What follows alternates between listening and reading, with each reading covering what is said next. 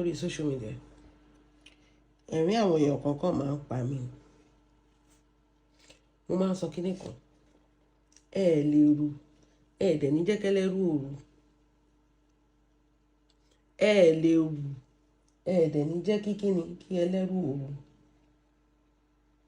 First thing first ni pé gbogbo alámọ̀ pé ìyá odó ìyẹn Dorcas Adéyínká wípé ó máa ń ṣe empowerment. This one no be today o. This one no be today o. But èmi máa ń sọ kíní kan pé instead of kẹ́ máa ṣọ lọ́wọ́ kẹ́ máa ṣọ lẹ́nu ṣe ti yín aṣáàrí lè tẹ́ ṣe ó lulẹ̀ ni kò tí ẹ lo èyí ẹ̀ tó ti lulẹ̀ no funding no empowerment nothing. Bọ́ ẹ máa mú gbogbo empowerment tó bá ṣe ẹ máa lọ máa tọpinpin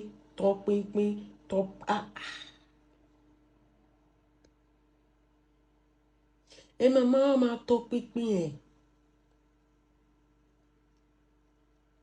Kí ló dé?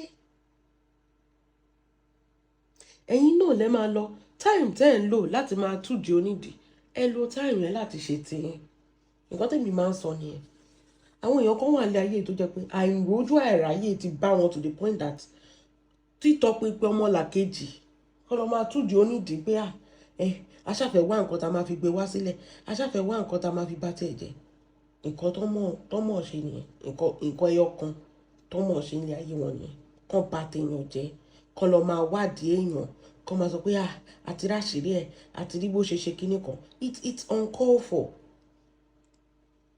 Ẹ worú situation nìyẹn o ẹ worú situation nìyẹn wẹ́nú ṣe rọ́rọ̀ yín ẹ jẹ́ kọ́kọ́ sọ kíní kan fún yín ṣe rọ́rọ̀ yín ẹ kàn wọ́n máa ṣe ni ẹ lè bá wọ́n ní ọdẹ tó ń wò ṣẹ́jú akàn ó máa pẹ́ ní kíni ó máa pẹ́ létí omi. Mò ń sọ fún yín ọmọ yẹn ti lọ mọ́ yín lọ́wọ́ instead of kẹ́ máa wá downfall ẹ̀ ó yẹ kẹ́ ẹ lọ bá pé báwo ló ṣe ń ṣe ìwọ náà kọ́ wa ṣe ti rí sìn nǹkan tó yẹ kó káyé yín fi dá ni ẹgbẹ́ tí ò yẹ kí gbogbo ẹ máa fèlè mọ́ yín lọ́wọ́ but for you people to learn irọ́ ni kí nìyẹn pọ́n mọ́ yín ẹ̀yin Nigerians èèyàn kan ṣe dáadáa báwo ló ṣe ń ṣe kíní yìí o no instead of that ẹ jẹ́ a lọ wádìí ẹ̀ ẹ jẹ́ a lọ gbé ṣubú ẹ jẹ́ a lọ ṣe kíní nǹkan ẹyọ kan tó mọ́ yín lára nìyẹn nǹkan tẹ́ ẹ mọ̀ ṣe nìyẹn. Number one ẹ máa gbọ́ o. Only this ridiculous message I got from this woman this morning had me laughing so hard. She came, some blogger reached out to her saying her dollar and naira are with me. I believe it's the Malus because they want to come up with something like that of Bukola Shadare dollar. Like that of Bukola Shadare dollar ko euro ni eti yawere. Let me bring you back.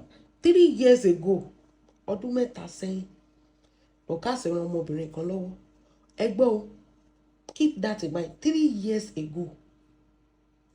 Ó wá sọ pé àwọn blogger kan àdẹ̀tí mọ àwọn tó máa ń tọpinpin lórí social media táyé tí wọn ò dá tọ́n lè tọpinpin táyé wọn máa fi dá tọ́n máa tọpinpin èèyàn kò sí nǹkan tó bá ṣe wọ́n máa tọpinpin àti mọ àwọn tó sórí is right there àwọn mèsòrò ni kò sí nǹkan tí Dorcas bá ṣe báyìí orí ẹ̀ náà máa sùn lé orí ẹ̀ náà máa ti jí ibẹ̀ náà máa ti jẹun she literally feeds them every day tẹ́ bá dórí platform wọn bá ṣe ń sọ̀rọ̀ ọ̀sìn ọ̀rọ̀ Dorcas náà sọ kì í ṣe pé kíní they have nothing else to say nothing else going on for them than to talk about Dorcas how bad she is ẹ̀yin tẹ́ ẹ̀ dẹ̀ wá dá ẹ jẹ́ àárín nǹkan tẹ́ ẹ ṣe for humanity ẹ̀yin tẹ́ ẹ dá let us see what you have done for humanity. Èèyàn téèyàn ti ràn lọ́wọ́ for 3 years ago 3 years ẹ̀yin ayé 3 years ọdún mẹ́ta sẹ́yìn ó wá ní àwọn blogger kan wá bá wọn pé Dorcas sì keep owó Dorcas sì lówó ń dání ọlọ àwọn blogger tó wá bá ẹ yẹn ṣé 3 years ago ṣó rí wọn nígbà tó ní ìdí ẹ tó wà desperate. It's the entitlement for me even if they tell you that ó yẹ kó o sọ fún wọn ní kó kàn rẹ́rìn kó kúrò ń bẹ́ẹ̀ gbé ẹ ti ṣí èrè ibo lẹ wà níjọ́ tí mo ní ìdí help tó jẹ́ pé ọmọbìnrin yìí nìkan ló jáde sí mi tí mi ìrọ̀lùrànlọ́wọ́ tí mi ní nǹkan kan bọ̀ wọ́n máa gbé fún yín ẹ̀yin náà máa gbà torí pé kí ni greed entitlement àti gbogbo nǹkan a rí adúrú nǹkan tó ọmọbìnrin yẹn ṣe bí fídíò wà mẹ́ ẹ lọ sórí péjì ẹ máa rí tó ṣe when there was nobody. Àwọn blogger yẹn wọ́n ń wo gbogbo ìgbà tó ń ṣe o bọ̀ wọ́n sọ̀rọ̀ kí ló kàn wọ́n o ò lè rí wọn bẹ́yìn bọ̀ kán tún di onídìí kan bá tèèyàn jẹ ibẹ̀ ló ti máa rí wọn. Ẹ máa gbọ́ ó ní they even supposedly sent her receipt. Ṣé àwọn ló gbowó ni tó ń fún ẹ ní receipt tó bá mọ̀ pé wọ́n èèyàn lọ. Oríṣiríṣi ló ń ṣẹlẹ̀ lórí social media yìí o. Ó ní they supposedly sent her receipt but she told them to wait that she want to approach me first after 3 years after ọdún mẹ́ta. Ọdún mẹ́ta nìyàn kan gbé receipt jáde pé Dorcas o ó sì kówó ẹ̀ dání lẹ́yìn tó ti ràn ẹ́ lọ́wọ́ ó tún padà wá pé kó bá ẹ kó wẹ́nà ẹ jẹ́ àmà ká lọ. We helped her 3 years ago and believe it or not, her husband also came at me because he wasn't happy that we supported her. He was a top politician. Ìwọ tó o ní ọkọ tọkọ ẹ jẹ́ top politician tí ò lè ràn ẹ́ lọ́wọ́ tó render ẹ useless. Ìgbà tí Dorcas pick case ẹ tó ràn ẹ́ lọ́wọ́ ó ní ọkọ ẹ tún wá bá òun jà kan pé kí ló dé tó fi ràn ẹ́ lọ́wọ́. Òun ló lórí burúkú blogger kan wá pé ìwọ wípé wọ́n kówó ẹ̀ dání o wọ́n kówó ẹ̀ jẹ o. Ọlọ ẹ máa ń fọ́ ní lórí sọ́jọ́ bá mi sọ fún blogger yẹn pé kí blogger yẹn kó ṣe kí ni kó wá ràn ẹ́ lọ́wọ́. Dorcas ti ṣe 3 years ago èèyàn tó ń kọ́ rìsíìtì jáde sọ pé kó post ẹ kó ràn ẹ́ lọ́wọ́ náà pé wọ́n ti jí nìyẹn jẹ́kàn jí jẹ́ kẹ́ni yẹn ràn ẹ́ lọ́wọ́. Because I don't understand. Jẹ́ kí ẹni yẹn kó ṣe kí ni kó ń fọ ara ẹ̀ ràn ẹ́ lọ́wọ́ kó mọ bó ti ń rí. Kó mọ bó ti ń rí. Ẹ máa jókòó sínú ilé blogger máa jáde ó máa fẹ̀ fún báyìí day and night thousands and thousands of show. Ẹ jọ̀ọ́ ẹ bá wa contribute owó àǹtí wa in need assistance ṣe rò pé easy ni. Ṣé ìwọ ní fans tó lè fún ẹ lówó ló fi ní problem? Do you know the kind of talk they have to tell their fans? Okay, jẹ́ kí blogger ẹ̀ kó gbé ẹ sórí page ẹ̀ tó bá ti gbé ẹ sórí page ẹ̀ káwé èèyàn tó máa dáwó fún ẹ. Tó bá ti gbé ẹ sórí page ẹ̀ kó ṣe bí Dorcas ṣe 3 years ago káwé èèyàn tó máa fún ẹ ní owó. Ibẹ̀ yẹn ló ti mọ̀ pé òkè o ẹni ìfẹ́ ràn ẹ́ lọ́wọ́. Bọ̀ ó lè gbé rìsíìtì jáde wípé wọ́n gba ẹ̀ ní ọdún mẹ́ta sẹ́yìn tó dẹ̀ ráàánú gbà tí ò dẹ̀ kì í ṣe nǹkan kékeré náà ṣe fún ẹ. Ẹ máa gbọ́ wọn ní now she's saying our bloggers have the receipt and they are ready to start dragging. Tẹ́ bá pé wá ẹ̀ ní pé lọ. Tẹ́ bá ṣe kí ni tẹ́ bá pé wá ẹ̀ ní pé lọ. Ó ní I simply reply them ayé yín ò ní dá if una no drag. Àti wọ́ o àti blogger o àti anybody tẹ́ bá pè kóra o kò ní yẹ yín gbogbo bí tẹ́ bá wà. Kò ní ṣe rí nǹkan tí mo máa ń sọ pé sometimes ó pè mí kí n fún homeless lówó tí ò ní tó àwọn people wọ̀nyí ọlọ́run ò mọ̀ọ́re.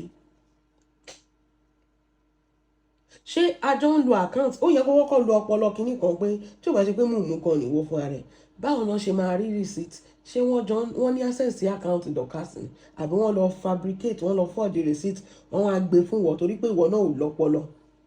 If they really want to help you tell them to post you and they kàn gba donation fún wọn náà. Kàn gba donation fún wọn náà if they really want to help you. Torí ìgbà tó ń help ẹ wọn ò jáde kán wá fowó sí o but now they are coming out that wọ́n ti gbẹ́ ẹ pé kó lọ gbowó ẹ tó kù you never ṣe kí ni you never see anything. Ó ní kò ní yẹ gbogbo yín tẹ́ ẹ̀ bá dragon. The help we gave this woman was no small thing. Wọ́n ní kí n ṣe nǹkan kékeré o. Let me even start listing the things she did. I will wait for her and her so-called blogger first. Bẹ́ẹ̀ni ẹ kọ́kọ́ wá drag. Kò tí ẹ yẹ kẹ́ ẹ tí ẹ ṣe kíní ẹ kò yẹ kẹ́ ẹ sọ fún Dorcas ó yẹ kẹ́ ẹ wá unannounced ni kẹ́ wá jẹ́ ìyà tẹ́ ẹ jẹ rí. Bóyá ẹ ṣiṣẹ́ owó pamọ́ sí lọ́wọ́ ni o I don't understand. Ó yẹ kẹ́ ẹ wá unannounced kẹ́ wá jẹ ìyà tí ìyá yín ò jẹ rí ṣùgbọ́n ọmọ ẹran ni yín. Only who remember the Malu saying the husband will petition me then for talking about him. We are waiting o. kẹ́ wá gba dọ́là, you better contact Ẹ̀sàwé. ṣe rí social media Ọlọ́run, ṣe rí social media yìí social media yìí mi ò ní mo máa ń sọ kinní kan wípé Dorcas Ọlọ́run máa ṣàánú ẹ̀ o,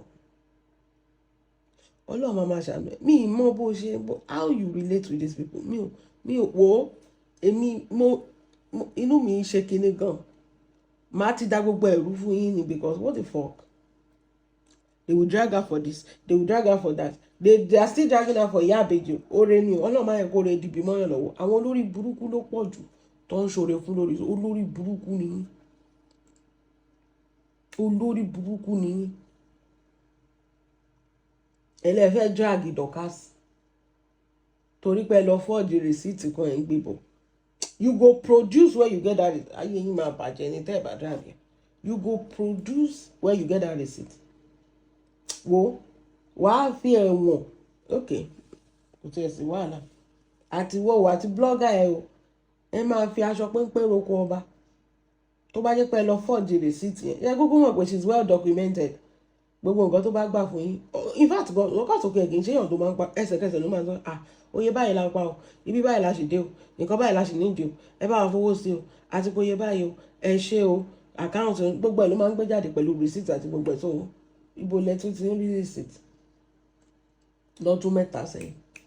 O mọ̀ pé téèyàn wá sọ̀rọ̀ sí wọn àdàmẹ́ ni pé kíní o mọ̀ pé o lè gbèjà rẹ ló wá sáwá blogger láyé ẹ̀ kọ́kọ́ bàjẹ́ náà tọkọ ẹ sọ pé kọ́ má ṣe anything fún ẹ, ó dẹ̀ lè gbèjà rẹ, ó lè ṣiṣẹ́ náà wá ń gba donation, kò ní yẹ tó àtiwọ́ àti blogger yìí kò ní yẹ gbogbo yín papọ̀. You think it's easy? Kì máa ń ṣe pé government foundation kìíní kan ni àbí kìíní kan táwọn government wà fún ọ lówó, individual mà ní. Torí pé Dorcas náà ṣe mówó lẹ̀, kì í ṣe pé torí ìtì ẹ̀ àwọn fans ẹ̀ torí pé kí ni wọ́n láìkì ẹ̀ náà ṣe fún lówó wípé kó fún ẹ̀ o. A dẹ̀ rí fídíò yẹn tó jókòó báyìí tó ń rá bàbà ẹni ìyà olùyà ọ̀gbá ẹ̀ gbogbo ìgbà yẹn o, tí ó sànánú, tí ó sí helper, tí ó sí anything, tí ọkọ ẹ̀ ń sọ fún pé kí ló dé tó ṣàánú ẹ̀, but she stood there for you. Ó wá sọ pé àwọn blogger kan sọ pé kò ní yẹ àwọn blogger yẹn tó ń bá drag Dorcas. You never see anything on this social media. Tó ń bá dẹ̀ ti ṣoore fún yín ẹ̀ dẹ̀ máa lọ kẹ́ ẹ lọ wá ṣẹ́ṣe. Tó bá yẹ pé òun oríṣẹ́ tó ń ṣe lẹ́yìn ìgbà tó ṣàti ṣèbó sọ pé ó fall, wọ́n dẹ̀ ti park ẹ, wọ́n ti support ẹ díẹ̀, wọ́n ti boost ẹ sókè, o ò tún lè fọwọ́ ṣiṣẹ́, o tún wá another donation káàkiri. Ayé ẹ ti bàjẹ́. Sorry, wetin we go use your eyes see on this social media space. Ara ẹ wo sórí ibi tó fọ́ọ̀sì tẹ́lẹ̀ yẹn wàá tún jìn jù bẹ́ẹ̀ lọ. Ẹ̀yin olórí burúkú yìí ṣé wọ́n fi ṣe yín ni? Ṣé wọ́n fi ṣe yín ni torí Ọlọ́run? Tó jẹ́ pé every now and then ẹ̀ní jẹ́ kọ́kọ́ èèyàn balẹ̀. Ọ̀tọ̀ nìkan téèyàn máa rò, ọ̀tọ̀ nìkan tẹ́ máa gbé wá pẹ̀lú àwọn blogger aláyé bàjẹ́. Ọlọ́run ló mọ ibi tẹ́tí ríra, Ọlọ́run ló tiẹ̀ mọ ibi tẹ́tí máa ríra yín yẹn. Wọn ò ní fún yín ròyìn ayọ̀, ìròyìn bú náà máa mú wá fún yín, nǹkan tó máa banú yín jẹ́. Dẹ̀ nírò pé mo dẹ̀ ti jí pẹ̀lẹ́ ẹni no pé olóore mi lẹ́ni. Ṣé àwọn yẹn tó wá sọ fún ẹ kó wá gba rìsíìtì wo kọ́bọ̀ tó yọ má jẹun tán ẹ̀, tó bá ń tán ẹ̀ wọ́n ń tàbẹ̀là o ò lè rí gbá. Bẹ́ẹ̀ ni kọ́bọ̀ tó yọ o ò lè rí gbá. Number 2 wọ́n á tún bá tiẹ̀ jẹ́ náà sí ni. Wọ́n á tún ṣe kí ni, wọ́n á tún bá tiẹ̀ jẹ́ náà. If e easy, make the blogger wey wan drag Dorcas make they run am for you. Lọ sọ fún wọn pé ó yá ẹ kọ́kọ́ lọ gba donation fún mi náà ká tó drag Dorcas. Ibẹ̀ ló ti máa mọ intention wípé they did not care about you. Àwọn tó wá gbé rìsíìtì fún ẹ, they only care about, they want to do something to be nailing Dorcas. That is the only thing they care about. Kì í ṣe pé wọ́n care about you o, kì í ṣe pé wọ́n ní nǹkan kan tó fẹ́ ṣe fún ẹ, wọ́n dẹ̀ mọ̀ pé kí ni yóò ní já síbi kankan, but they are always looking for something to use to drag Dorcas. That is what they are doing. That is exactly what they are doing. Wípé a gbọ́dọ̀ drag yẹ, a gbọ́dọ̀ máa wá gbogbo nǹkan kiri. Ẹ ṣáà máa, Ọlọ́run má jẹ́ kẹ́ ẹ ṣá nǹkan níbi tẹ́ tí ń ṣàṣàkúṣà kiri lórí àtàn. kẹ́ má ṣa nǹkan tó máa blow yín dànù ẹ̀yin olórí burúkú aláìníṣẹ́. Ẹ máa wá nǹkan tí ò sọnù kiri. Ẹ máa fún tọ̀bẹ́là sílé ayé aláyé. Kí la tún lè sọ pé ó ṣe ń sìn, kí la tún lè sọ pé ó ṣe orí sí. Ẹ̀ẹ́dẹ̀ lọ wá ṣẹ̀ṣẹ̀ ṣé òun ló bá ti yín jẹ. Ẹ̀yin lè ṣe foundation lẹ̀ lọ ń jáde pé yan kan gbá yan kan. Ẹ lọ ṣe foundation káàrí tí Ọ̀ṣàdáre tẹ́ ẹ ṣe foundation ibo lọmọ yẹn wà lọ́jọ́ tẹ. Ẹ̀yin tẹ́ ẹ gbà gbó ìyá ọdún náà ti dùn jù. Àwọn ló lòṣì àwọn ló lórí ibú jẹ́ kó máa ṣorí ibú wọn lọ.